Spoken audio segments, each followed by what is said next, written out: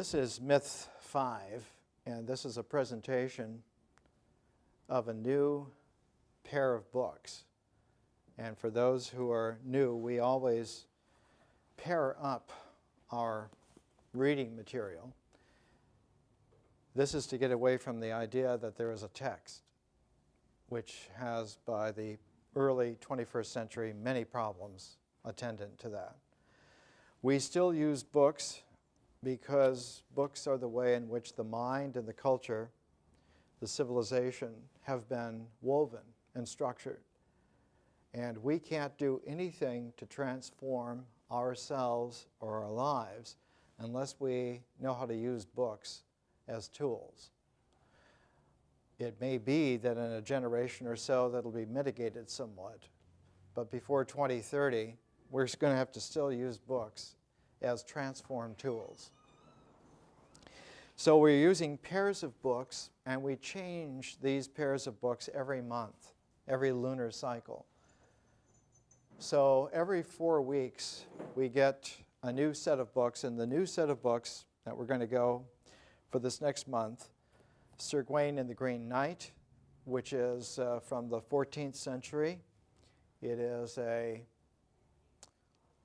short literary epic from the age of Chaucer, written in the Midlands of England by somebody who was enormously wise, and we don't know who it was. It's anonymous. And Zuni ceremonialism, Ruth Bunzel, 3 of her great papers published in 1932 by the Smithsonian Institution and collected together. We're going to look at the Zuni Indians and Sir Gawain. The reason for pairing them is that we're trying to recalibrate the ways in which we're able to relate to ourselves and to our lives. And part of that recalibration is not to accept any kind of standard presentations, any kind of traditional valuations of material, of experiences, of ideas, and especially not to carry those old, outworn things into consciousness. Part of the problem that we have in ourselves, in our time, in our lives, is that we have a supercharged conscious capacity, and we keep trying to weave it in, let her in. We keep trying to weave it into the past, a past which is unchanged. And this is not possible to do. It's as simple as the old wisdom saying, don't put new wine into old wineskins, because it'll burst them. You can't put the kind of supercharged consciousness which we are capable of into old traditional forms. If they weren't gone already, they would break. But fortunately for us, or I should say unfortunately, in the classic sense that the misfortune is a fortunate fall, which is a mythic theme, the fortunate fall is that the old forms of civilization are already gone. They're not there. We're running on inertia and on habit, and it's run down to the point now where even school children can simply ignore it. There is no tradition that can be brought back.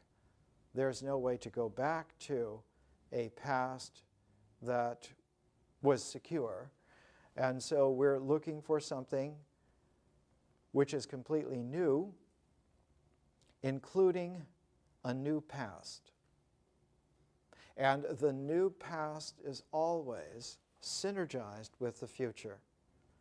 And so we're looking towards understanding ourselves in this kind of a process, this kind of an auguring process of spiraling into not the subject matter, but spiraling into our own involvement with our education. And this form of education has a great long tradition. And this augering in, this turning the spiral of inquiry deeper and deeper, this accumulated penetration, not into a subject matter, as if it were some kind of target which we could identify and master and categorize. All of those qualities belong to a dead past. They never will obtain again for our species.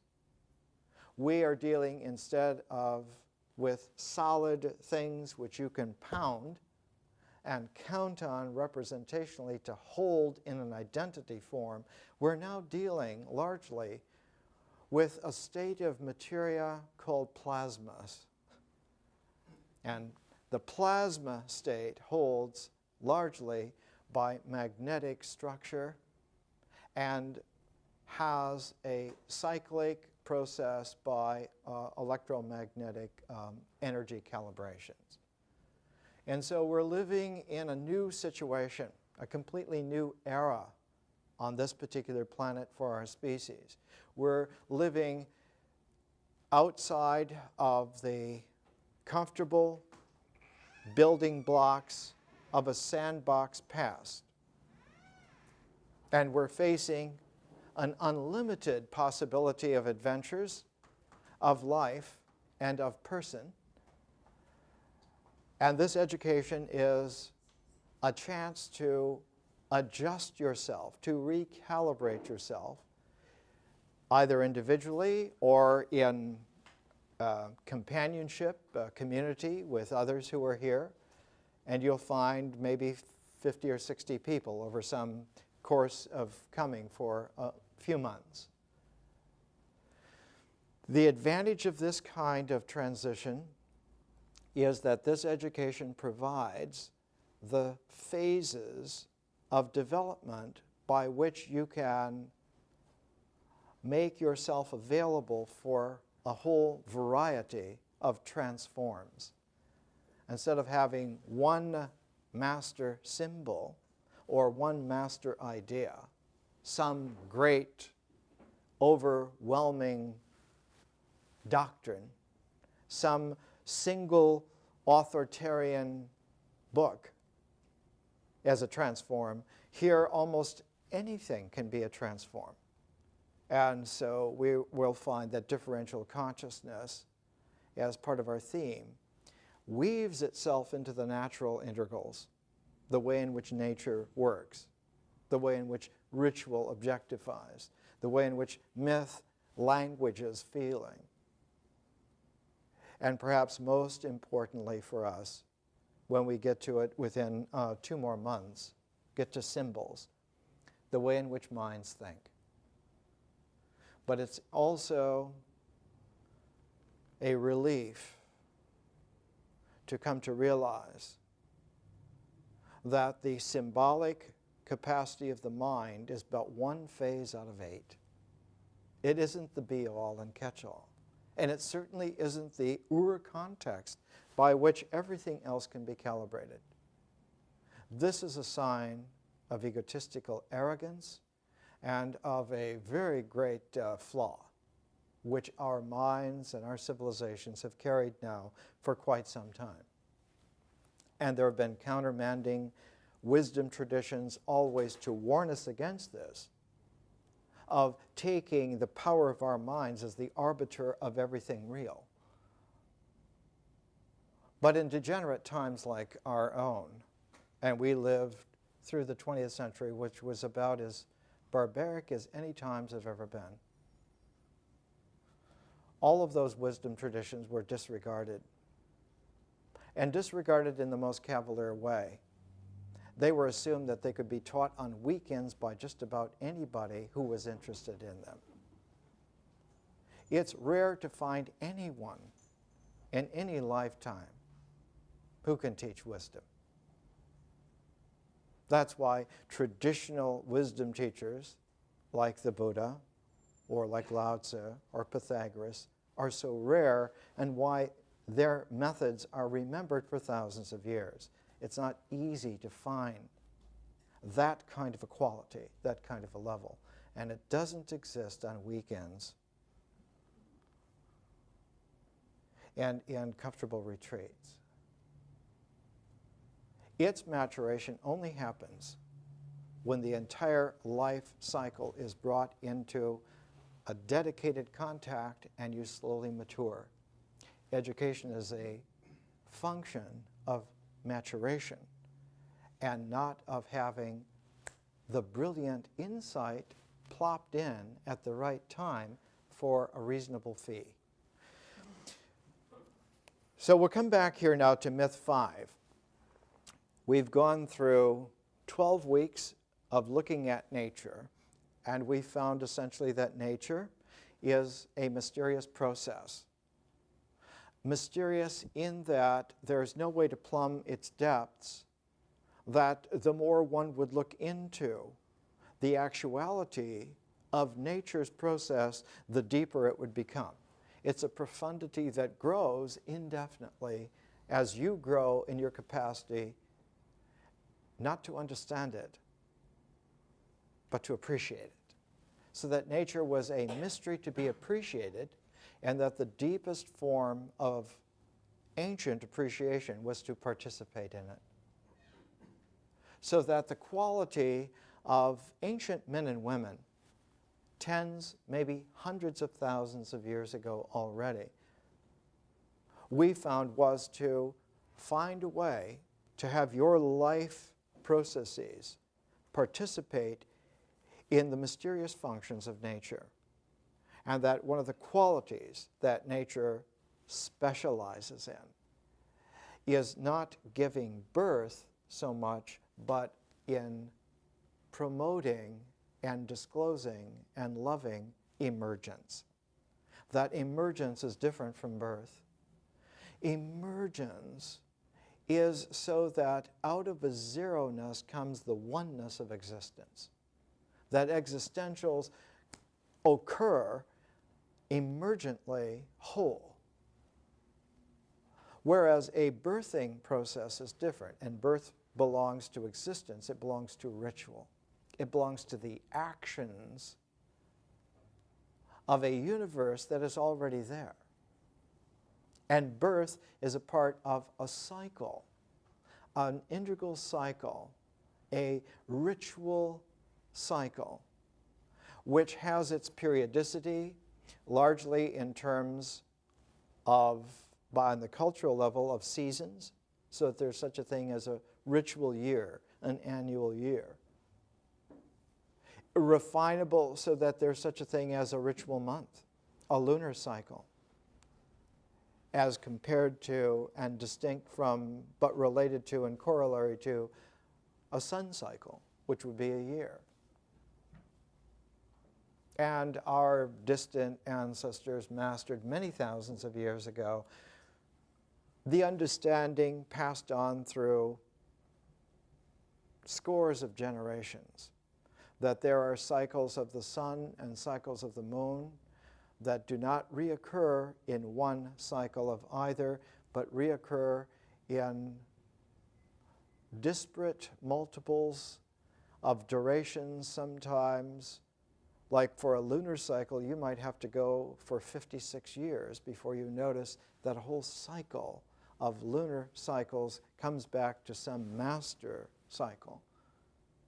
So that one of the rings around Stonehenge with 56 post holes was meant to keep track of the larger lunar cycle. Now, how many thousands of years of experience had to go before men and women like ourselves were able to understand that you can deal with sets of 56 years as if they were a cycle and fold them into lives which at that time probably didn't extend to 56 years on an average.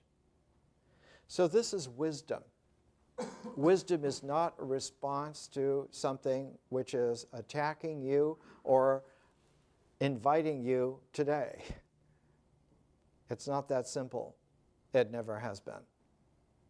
And so a wisdom education is attentive to the tradition that we've received, but also alert to the fact that all traditional forms are time-bound. They all factor a periodicity of ritual comportment to existence in subsets of the oneness of the universe. And some of those subsets are pretty brief. The largest of those subsets we call civilizations. And we've known now for quite some time that civilizations are born, they live, they grow old, and they die. And once a civilization is dead, you cannot bring it back. The best that you can hope for is to have it transformed into a new phase or a new variant, or sometimes it has to be a completely new civilization. In our case, in our time, it has to be a completely new civilization. We cannot use the past as it came down to us traditionally. It all has to be recalibrated and transformed, simply because our species is now going to inhabit minimally a star system, a whole star system, many bodies, planets, moons. It will extend at least 6 or 7 billion miles. And so our sandbox of the past just simply wasn't in proportion and depth and profundity to the lives that are going to increasingly be led. And so this education is a presentation of the way in which a star system's civilization generates itself, not out of someone's plan, but out of a population of men and women who have grown themselves, have matured themselves, individually and together, and brought themselves into play in such a way that their consciousness and their natural integral cycle has found a way to be dimensional together. So that in a very simple way, the 4 dimensions of time and space need to be recalibrated so that they can accept a 5th dimension of consciousness. And our science has been sophisticated enough. Our sense of history has been sophisticated enough. Our capacities of art have been sophisticated enough for almost a century now to understand that a conscious time-space is malleable to the nuances of any of the dimensions in there. The experimenter affects the experiment.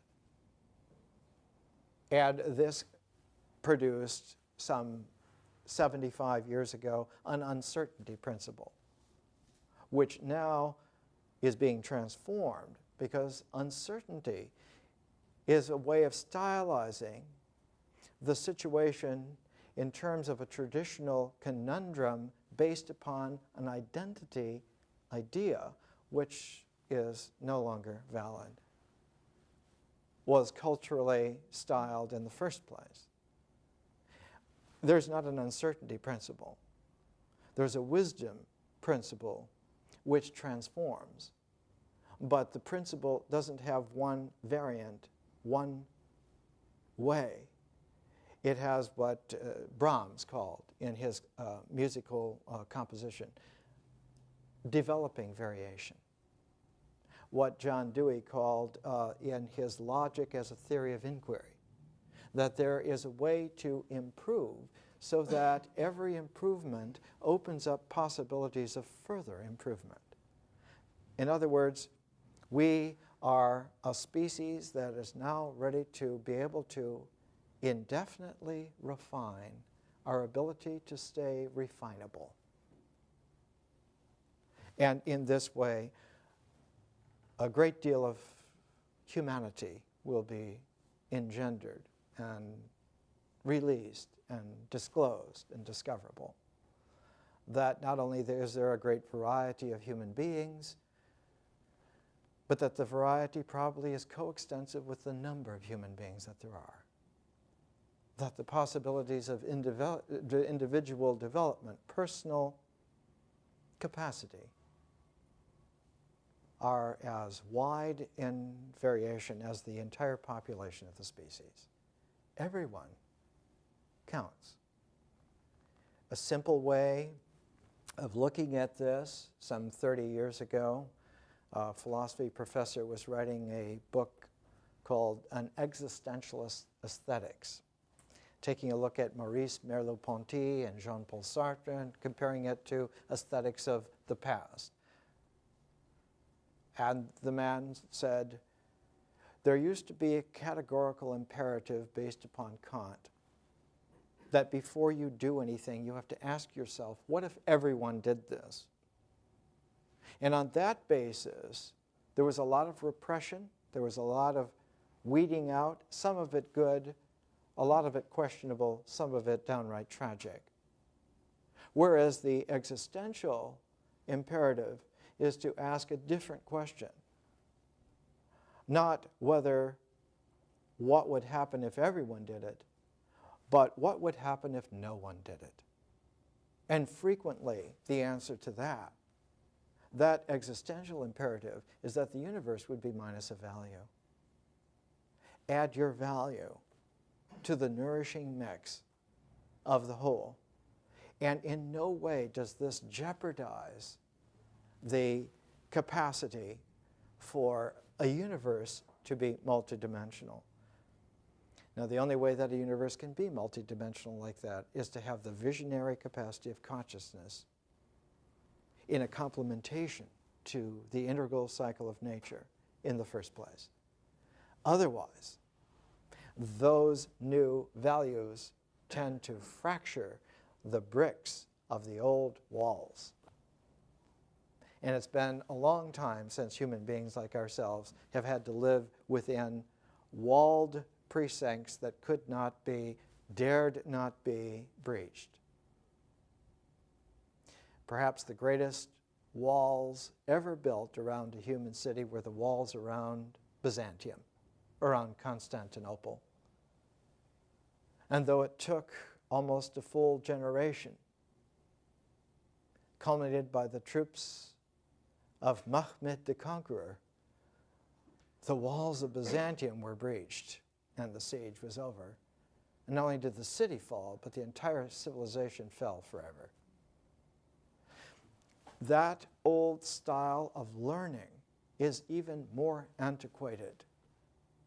And the vehicles that keep it alive are Zombieville. And they're useless. And they're an extravagance. Now, we're taking a look at myth in the sense that myths are not collected in nice texts, compendia of stories, and that these are primitive stories of men and women who were almost naive to the point of charming embarrassment. It has nothing to do with myth. Our myth is a cycle phase which occurs in between ritual and symbol. And that cycle, that integral cycle, has nature and ritual, myth and symbol. And that when all four of those are present together, when they're all functioning together, you have what the British used to call the big picture. You have a frame of reference. You have a way in which an integral can be formed. And that form is completely natural, and it includes the mind. It includes the mind. The mind is not, in its natural form, transcendental. The mind is assumed since Immanuel Kant and Hegel and so forth, Fichte, to be transcendental. It's not. The mind is basically natural. It has great affinity to the brain. And the brain is certainly very, very objectively, ritually there and real. But the mind, as we'll see, can take a transform, and when it does, something else happens called vision, called consciousness. And that is certainly differential and is certainly different. So in our first year, we concentrate only on the integral cycle of nature, and we've come to the third of these phases, which is myth. And we've talked now for the first month of how myth is a process like nature. Myth is languaged feeling which characterizes and generates experience. And there are even levels of this quality of life that belong to the animals and belong even to the plants. The old idea that we are completely different, completely severed from the animals and plants because we can speak, we can feel, we have experience, is rather suspect on many levels and has been for a long time. Language, in the way in which we're looking at it, is a generative frequency of energy that has a parallel to the way that nature in its mysteriousness, nature allows for an emergence of existence. Language allows for the emergence, as we will see, of the mind. Language allows for the mind to emerge, not to be born, but to emerge. And so the objective mind will be a remarkable objectivity capable of alignment with existence, so that minds will be just as objective as ritual actions, not that mental things are representative of ritual existence, not that language is a medium of representational correlation, a referential capacity. Those facilities and those capabilities do come into play, but the more primordial is that language is an energy frequency. It's an energy form. And it carries in its energy another aspect of itself which is very similar to it and yet is different. It's called a dynamic. And even 3,000 years ago, the classical Greek language already had energeia and dynamis as two completely different, though related, phenomena. When Thucydides, as we will see next year when we get into the history phase of our education, when Thucydides wanted to characterize what it was about history that was overwhelming, he called that energy dynamis. It's the oomph. But the carrier wave of the oomph is the energy. And so we're looking now at the way in which language, the mythic horizon, is an undulating horizon. It's not a flat, static plane, but it's like mid-ocean in its natural, pulsating, scintillating motion. There's a quiet quality overall, but when you get close to it, it has a pulsating plane. It has a undulating surface tension quality of form, and language carries the energy for that. But the forms of language carry the dynamis. So there is such a thing as myth, and there's such a thing as myths. And that mythic horizon is a whole undulating plane of energy capacity, of feeling toned experience, which is deeply affine to nature, to the mystery of nature. So that when we have a participation with nature ritually, the ability to have a language capacity is emergent. It comes with that quality, with that achievement. The specifics of language are learned trial and error by participating, not by just imitating, but by participating in it. The child who speaks as gibberish in the high chair is participating in the family conversation. And that gibberish is the natural way in which, out of the mystery of nature, that facility of being able to speak emerges. And it's like all of a sudden one day they say a word. And within a short compass of time, they're jabbering away. And within a short space of a couple of years, they're asking you why. How come? I remember being asked by my daughter one time when I was trying to get out of a whole sequence of how comes, of just saying, well, for various reasons. Which various reasons? This capacity that we have, our language horizon, is not to tell stories about nature. Creation myths are not stories about nature. They have a narrative quality to them, and this narrative quality is very, very interesting. There was a woman who wrote some beautiful studies, and her studies of mythology are extremely well appreciated, even though she's largely forgotten these days. This is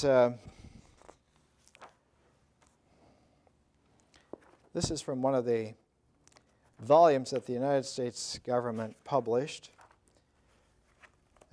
back around the turn of the 20th century. I think this was 1904. Yeah, 1904. This was a study done about one of the mythic stages. This is a corn mother. And this is from the Zuni Indians in where Arizona and New Mexico have their border together. The Zunis in historic times are somewhat clustered around the border of New Mexico and Arizona, but in older times they stretched from the petrified forest to the Pecos River. So that entire swath of land of the southwest of the United States was inhabited by a series of peoples now known as pueblos. There might have been 20 or 30 different kinds of pueblos. The most famous, of course, the Hopi or the Zuni. And the first time that they were contacted by European civilization was in 1539. And as late as the 1690s, they were trying to get rid of the European influence.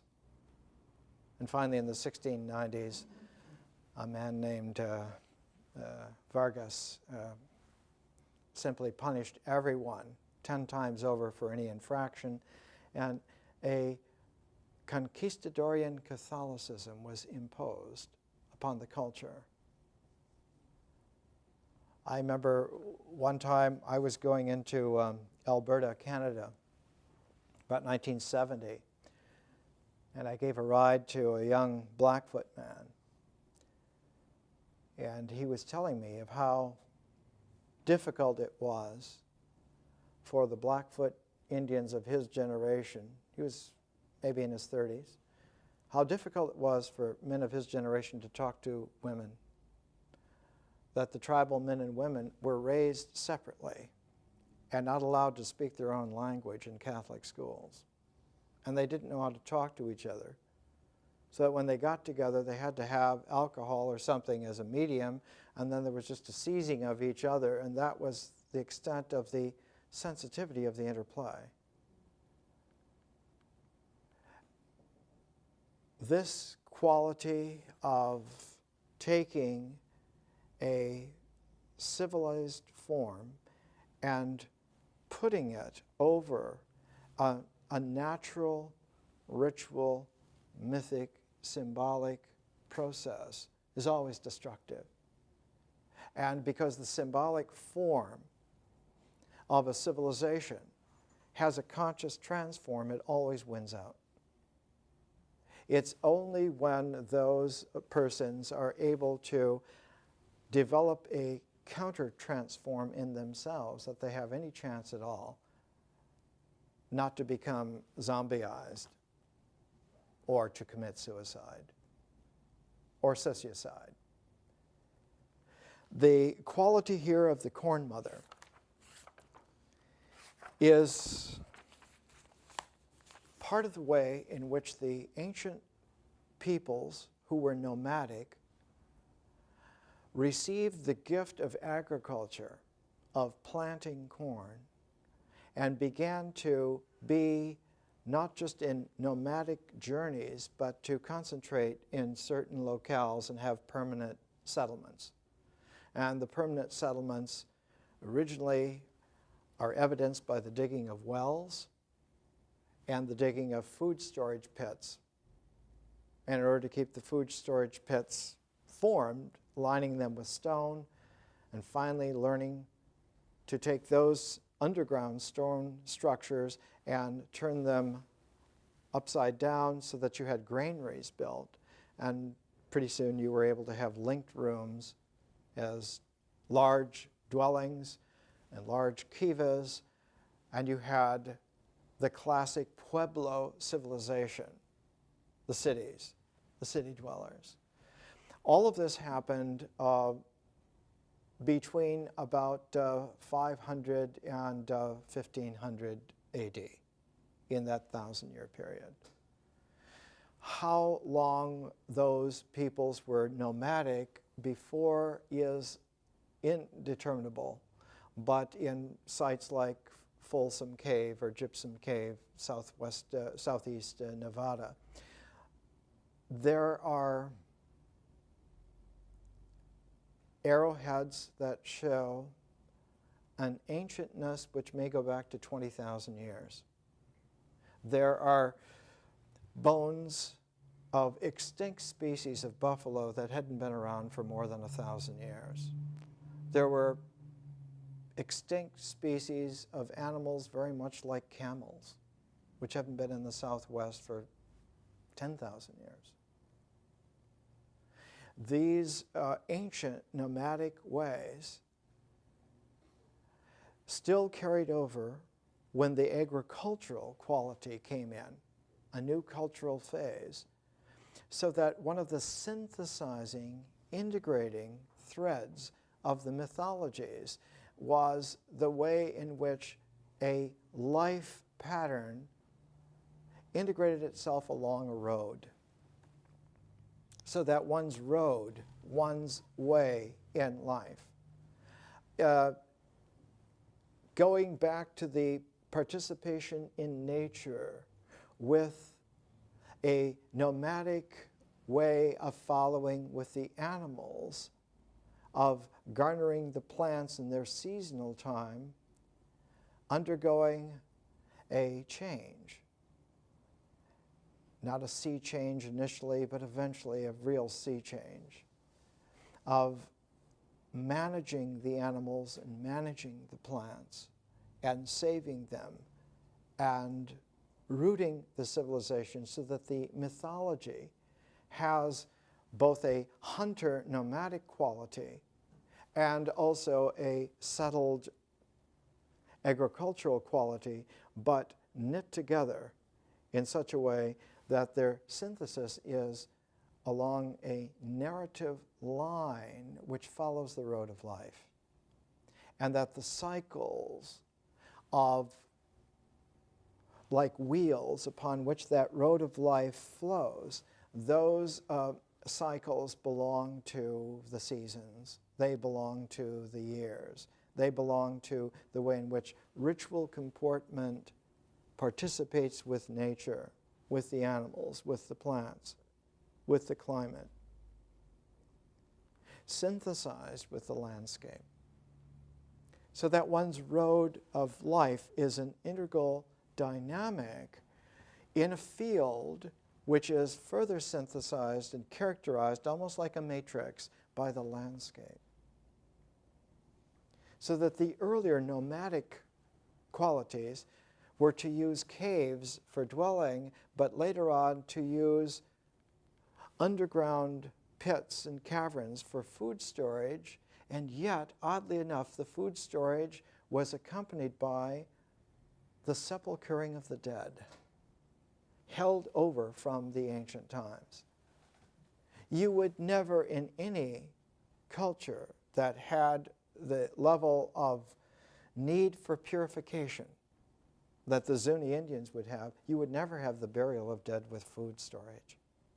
Had it not been for that quality, that they were buried in the same kinds of vehicles, and that the association was not an impurity whatsoever. This is a way in which the ancient quality of nomadic and the new quality of the agricultural myths were brought together, so that the storytellers, the singers, not so much a storyteller but the singer, the one who sings the myths, would hold a vehicle like this, and there were two of them. There was one female and one male. The male had a white feathered motif and the female a brown feathered motif. And these narrative implements were meant to keep the cadence, like a storyteller's cane, like the staff or the scepter of an ancient priest king. It's the quality where language is measured in a particular way. And we know today that it carries all the way through, even something as recent as just, I think 30 years ago, Finding the Center, the narrative poetry of the Zuni Indians, edited by Dennis Tetlock, has a whole couple of pages of how to recite, how to say aloud, how to orally present the myths of the Zuni. And that one needs to pause at least half a second each time a new line begins, and at least 2 seconds between the separating sets of lines. Use a soft voice for words, and in small type, and if we print it in large type, loud voice, and the chant splits the lines. There are half tones, and vowels sometimes are doubled up and stretched so that one gets into a cadence, a rhythm of declamation. And it's that rhythm of declamation that holds the energy. If you don't speak in that measured way, the energy leaks out. So that language as an energy only has dramatic form when its presentational flow is in a parallel with the mystery of nature. If you try to capture nature in some static form, it always leaks out. And you're always left with something then profane. What you have bagged is baggable, and nature is not ever that. More after a break. We're exploring. We're talking about, and we're exploring in a particular way. We're talking about the road of life, the onane, the road of life, the way in which the singer of ceremonies, the hata'ali, will sing the ceremonies. So that the ceremonies as a whole, it's better to call them a sing. Not the mythology, but the sing. It's a presentation accurate to each juncture, each movement, each number in the periodicity, hour after hour, day after day, until the ceremony is presented, in such a way that that ceremony presented makes a form. The ritual actions establish its existentiality and the feeling-toned language, the mythos establishes that that energy will flow that way and carry in the participation of the mystery of nature, will carry it through so that an integration occurs, happens. Just as ritual was the actions that establish and maintain existence, myth is an endeavor to carry that existence in such a way that the mystery of nature infuses our life, so that the road of our life is the good red road, to paraphrase our ancestors in this landscape. And there's a great deal of difference between making an appraisal or even an appraisal of these people and these things in an academic way from understanding as a human being whose own appreciation can deepen into wisdom. It's different. It's a difference between philology and linguistics. Philology is a 19th century study of languages to get back to the Ur language, underneath the Greek and the Sanskrit, to get back to the Indo-European Ur language, and it's all an integral concern, but linguistics is a differential consciousness. It's not about getting back to an Ur language, it's about understanding all possible languages. How to speak in not just many tongues, but any tongues. That one could speak with beings from a completely different star system and understand their linguistics. It's about that kind of humanity which we are now. We're being emergent into that, not birthed into that, but emergent, whole.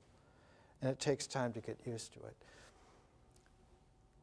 Our Zuni ceremonialism papers by Ruth Bunzel, she belonged to a whole generation of genius anthropologists. They were largely women.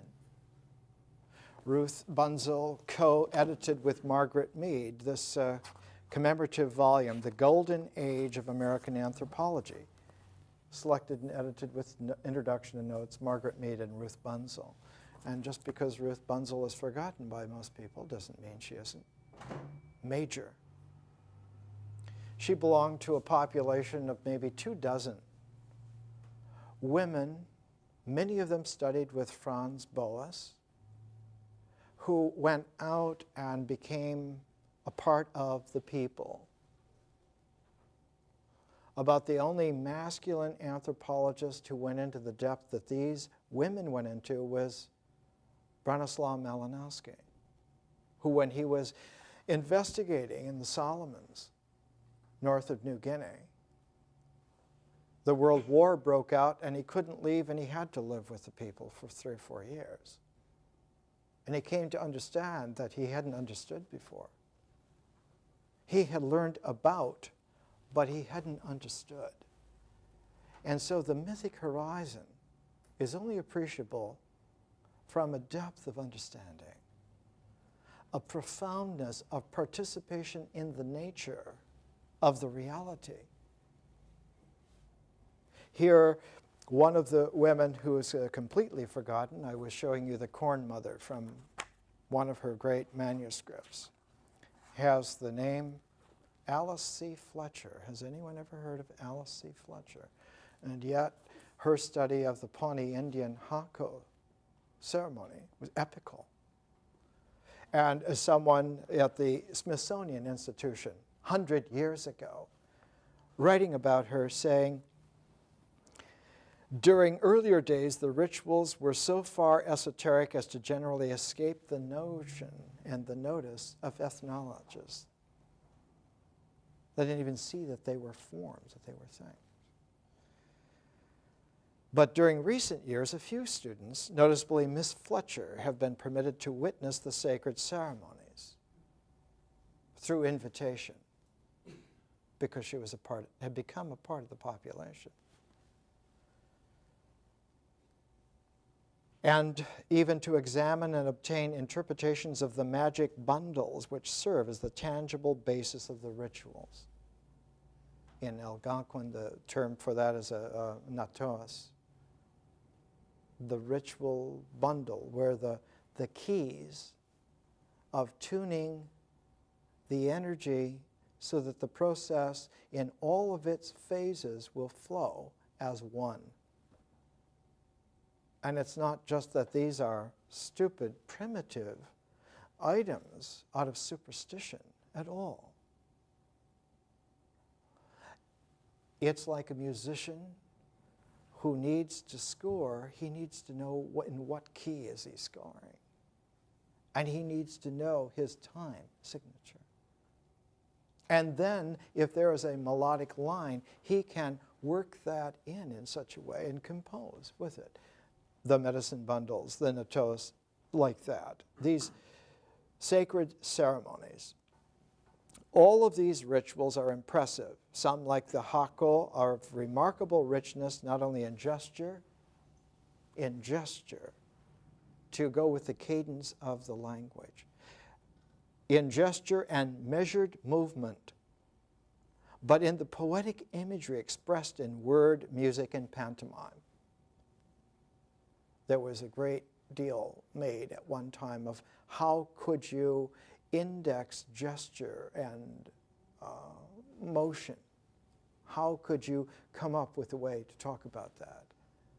And there is such a thing as labanotation in dance, of how to note down and choreograph movement.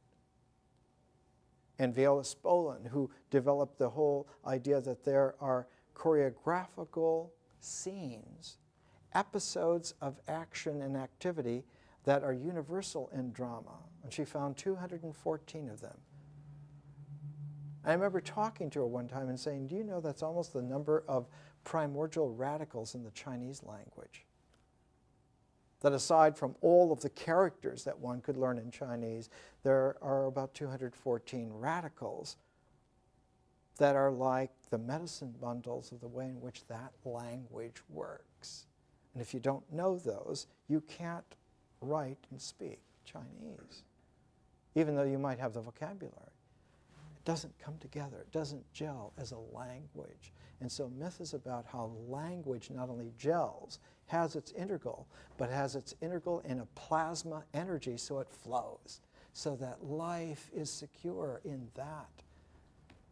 Not secure because the portfolio is fat. Because life is rich, it's nourished. That birth can happen because emergence is already real. There's a place for them to be born into. And if existence hadn't emerged already, life giving birth would be a travesty. So there are a number of levels. Here, 100 years ago, Miss Fletcher's record appears to be perfect, and she has analyzed with acumen the rhythm and melody of the chants, the symbolic harmony of the accompanying pantomime, and the meaning expressed in the intricate figures of the dance and movements of the march that form essential features of the ceremony. From Miss Fletcher's rendition and interpretation, it would seem that these elaborate rituals open a vista looking directly on the beginnings of song, dance, drama, poesy, that's poetry, and they're relevant to any of us who will understand ourselves. These kinds of words were true then, they're true now. And it's out of the study of the welter, the complexity of American Indian languages, that linguistics got born. Not philology, but linguistics. And it was discovered that there is an enormous difference between the language that the Zuni speak and the language that any other people around them speak. They didn't speak a dialect that was different. Their language was of a completely different family. They'd come from somewhere else so long before that they had no linguistic relationship to anybody else around. We know that the Navajo came into that northern Arizona region about 500-600 years ago, and their language belongs to the Athabascan language of British Columbia and southern Alaska. That's their family. Whereas the Hopi, their language belongs to the Uto-Aztecan language from southern Mexico. The fact is that there have been men and women in this America's continental sequence for long enough that there are so many different language families and groups as to almost stagger the imagination. The Los Angeles area had more than 20 language families. They had more linguistic diversity in the Los Angeles basin than all of Europe. Why? Because people were coming over large durations of time, and they were cutting and breaking with whatever they were leaving and coming and pioneering into a new wilderness and starting often from scratch and carrying almost nothing over, again and again. And so you find American language groups in the Indian population of being miniature developments of whole alternate histories of expressive mankind. And so linguistics, when it had this kind of an array, hundreds of different language families, was able to begin to look at how then does language work? Not to find an Ur language, but to find a way to appreciate the mysteriousness of that mythic element of feeling-toned experience, of the communication of the human, of the way in which life receives its energy striations that allow it to flow and continue and to synergize with the way in which nature happens. Not because we have guessed our way right, but because we're living realistically in the very mysterious context of nature, out of which emergence occurs, and now out of which our birthing can occur. And our lives can be real. And our deaths not terminal. So that the whole ecology of these things we're looking at, and we're pairing with Ruth Bunzel's work on the Zuni, the ritual language, the ceremonies, we're pairing with her Sir Gawain and the Green Knight. Here's the Penguin Classics edition and the Oxford World's Classic edition. Two different editions. There are many translations of it. I used to like Marie Boroff's translation in the Norton paperback, which you can find. Whoever it was 600 years ago that used the English language like this was really somebody. And disclosed that in that midsection of England some 600 or 700 years ago, there was a monumental shift in the way in which language was used, characterized now for us by Chaucer. That the English language before that had a kind of very heavy Germanic kind of an origin, had a kind of a deep Latin affinity for some of the newer words, so that when you go back and you try to read the Venerable Bede, his ecclesiastical history of the English nation, written in the late 600s, you find that it's very similar to the kind of English that Beowulf is written in. But if you compare Beowulf's Old English with Chaucer's Middle English, you're dazzled. All of a sudden, there's a whole different concern.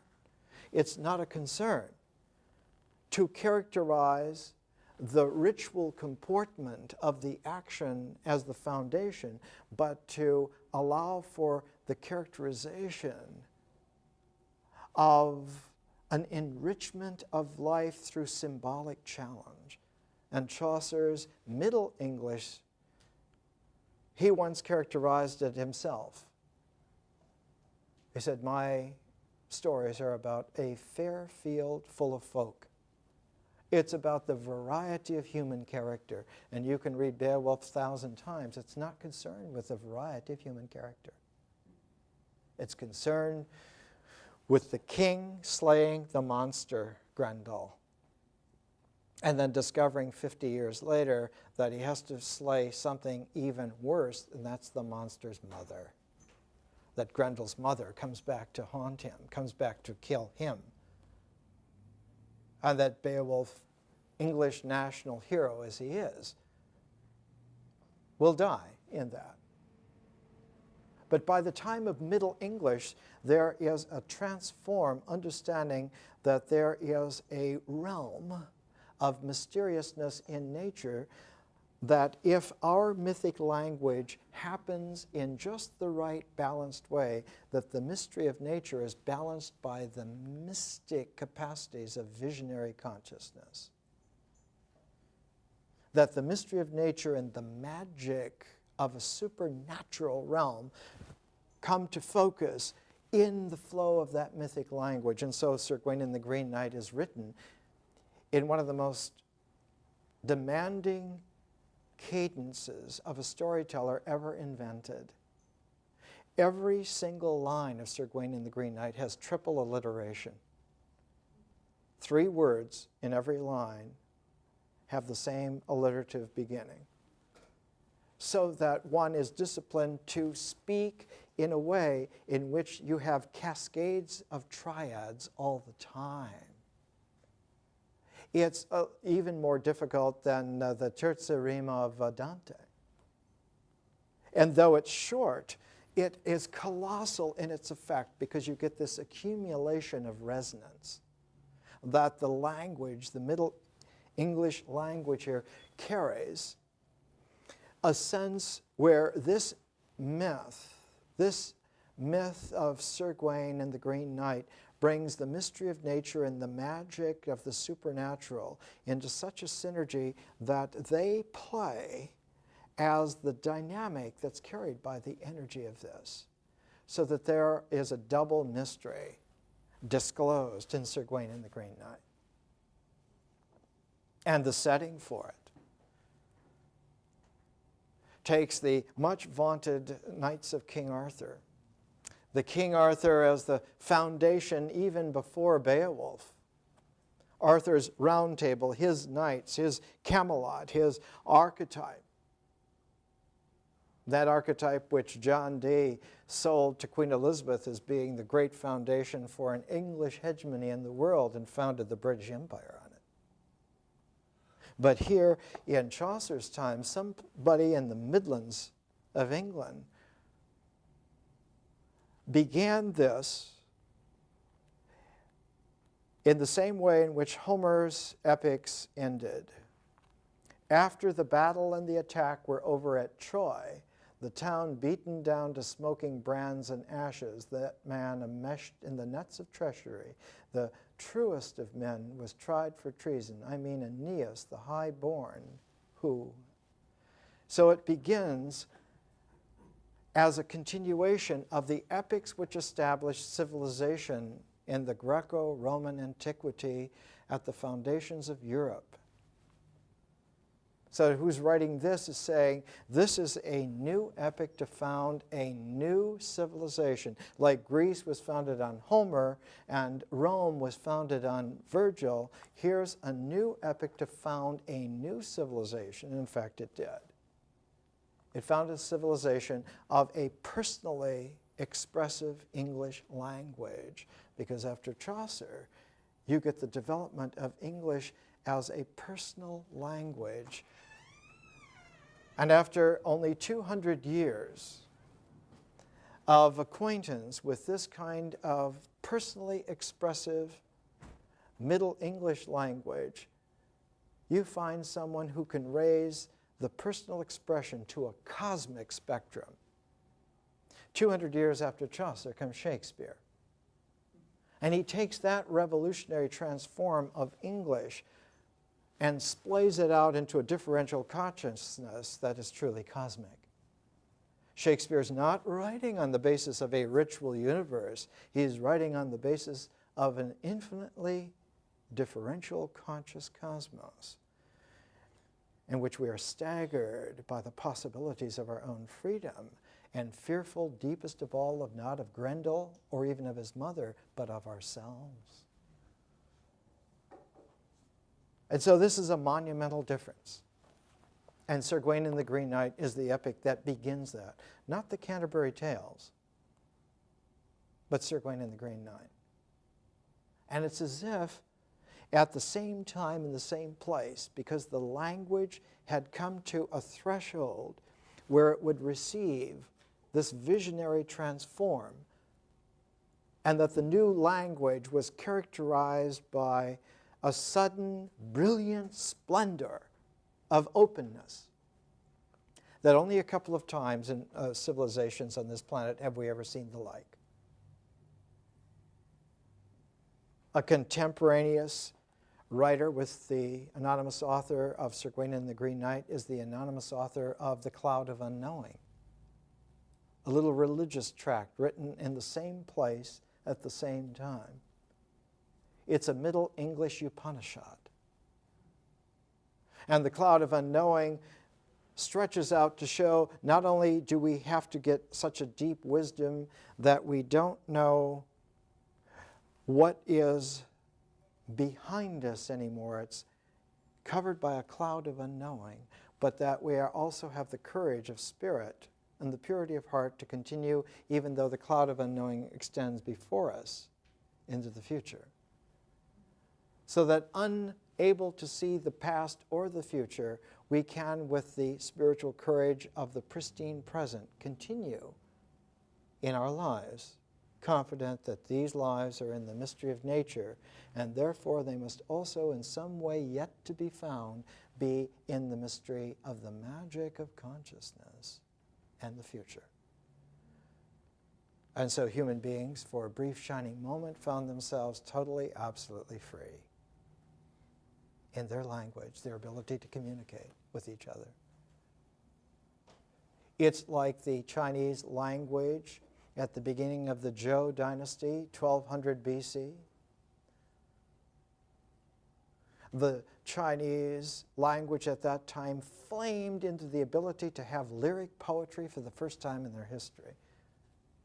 And you see the Confucian classic, the Song of Songs. And what are those poems about? What are those hymns about? What are those songs about?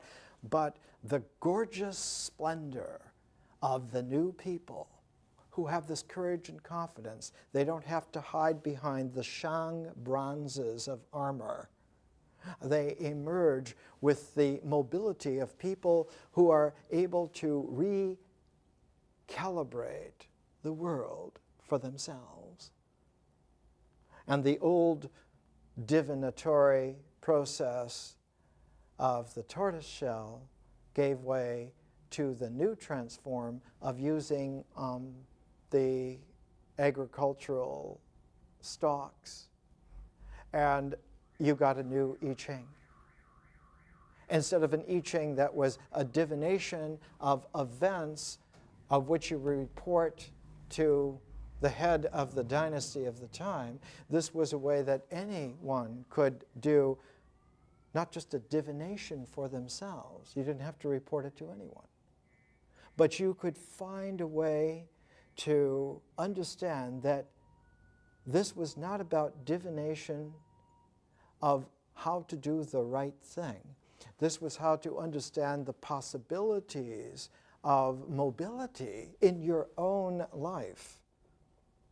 So that the phrase in the new I Ching, in fact the alternate name for the I Ching to this day, 3,000 years later, is the Zhou-yi, the Book of Zhou.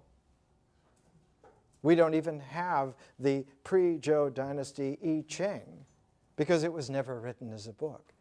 It was only marshaled by those divinatory augurs who would report only to the emperor.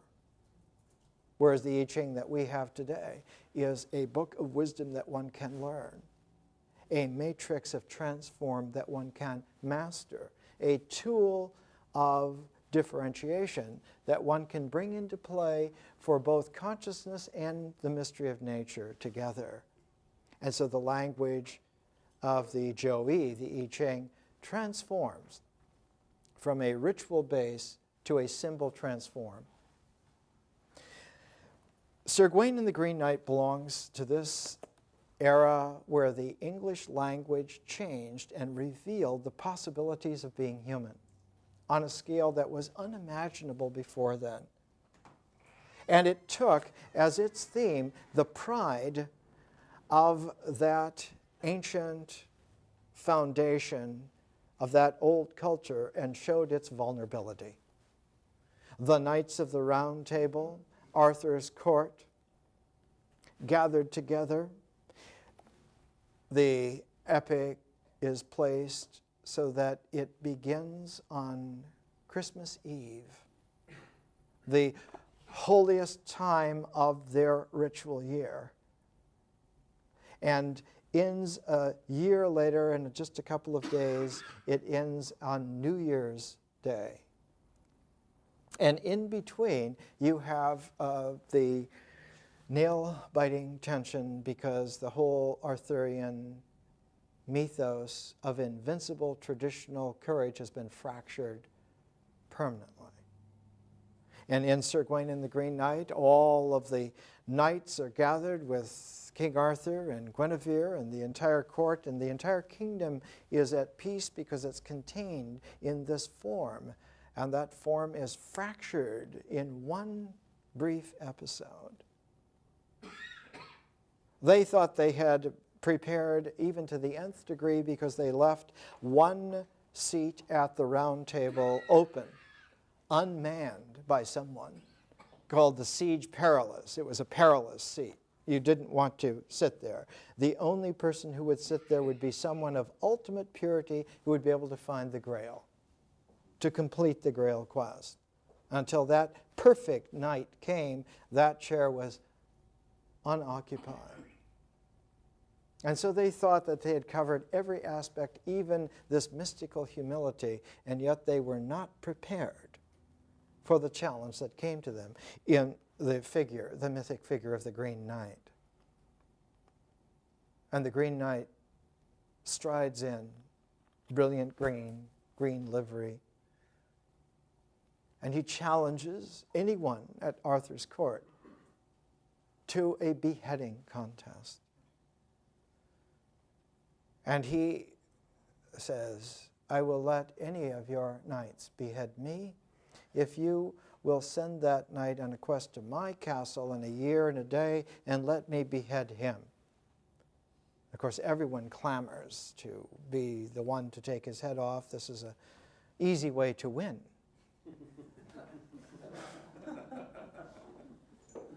No, it's not. It's a sucker bet.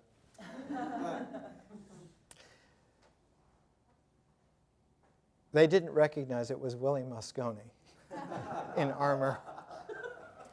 You can't run the table on Willie. The Green Knight is appointed to be challenged by Sir Gawain, who's Arthur's relative, and is also, before Lancelot, Gawain was the #1 knight in the Round Table.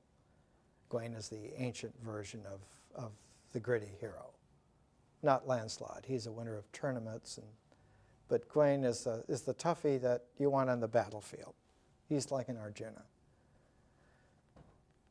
And Gawain cuts off the head of the Green Knight, and it bounces and rolls on the floor. And the Green Knight, headless, strodes over and picks up his head and holds his head up. And the head says, I will see you at my castle in a year. Be prepared. And walks out. And all this time, for a year, Gawain goes through the machinations. And the writer of this says, Gawain was a very peculiar type of hero. He had a stellar radiance to his capacities, and his livery was vermilion colored with a gold star that was done in such a way that the line never lifts from the plain. So that this is like a royal blood color if it were blood in light. If light were in a plasma like blood, it would show in sunlight this color, and the gold star is the sacred pentacle of the old Hermetic star, meaning unending form. A form that is not limited, but is unending, so that even though it is not infinite in itself, it has the capacity to endure it eternally and becomes de facto an infinity. And Gawain's livery stands him in very good stead until it comes time to depart, and he rides to the far north, goes to the wilds of Scotland, and there at the Green Knight's castle, the day before he is to fight, he finds a man and his wife, a knight and his beautiful wife, who take him in for the evening, and they feed him. And the wife raises an eye at Sir Gawain, who has an eye for the ladies always. And as Sir Bertilac in the morning is going off on his hunt, knights used to just hunt, he says, I will make an exchange with you. Whatever I get during the day, I will give to you, if you will give whatever you get during the day to me. And of course, the wife immediately slips into his chambers and manages, after some delicate conversation, to give him a kiss. And Sir Gawain, when the night Sir Bertilac comes back, Gawain kisses him and says, I did receive this from your wife. And Bertilac gives him the game. And this riddle of exchange, this mystery of reciprocity, which is the ritual foundation for complementarity, continues for 3 nights. It has to go.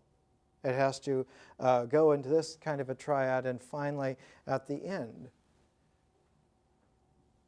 the wife, sensing this is her last opportunity, offers herself to him, and Gawain manages to say no.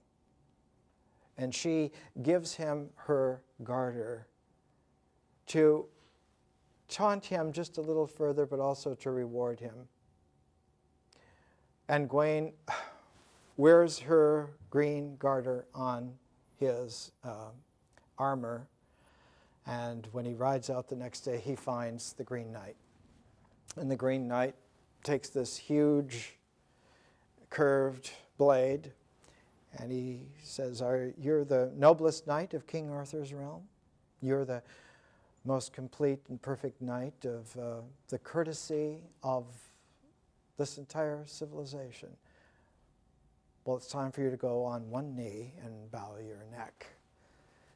And he brings the blade down and stops it just before it touches. And then he laughs at Gawain. He says, you flinched.